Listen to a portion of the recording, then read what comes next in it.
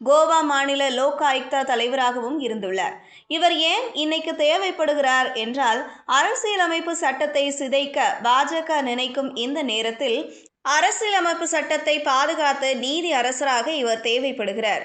சுதர்சன் ரெட்டி தமிழ்நாட்டுக்கும் தமிழ்நாட்டின் உணர்வுகளுக்கும் மதிப்பளிக்கக்கூடியவர். அதுக்கு ஒரு எடுத்துக்காட்டு தான் புதிய தேசிய கல்விக் கொள்கையை திரும்ப பெற வலியுறுத்தி தமிழ்நாடு முற்போக்கு எழுத்தாளர் கலைஞர்கள் சங்கம் நடத்தின மாநாட்டில் அவர் பேசினது சுருக்கமா சொல்லணும்னா, இது திருவள்ளுவர், பாரதியார், பெரியார், கலைஞர் ஆகியோரின் மண். போராட்ட குணத்தை எப்போதும் விடுவதில்லை.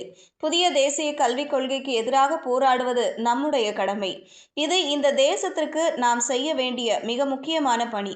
இவர்கள் கொண்டு வர நினைக்கிற தேசிய கல்விக் கொள்கை மனித மாண்புகளுக்கு எதிரானது.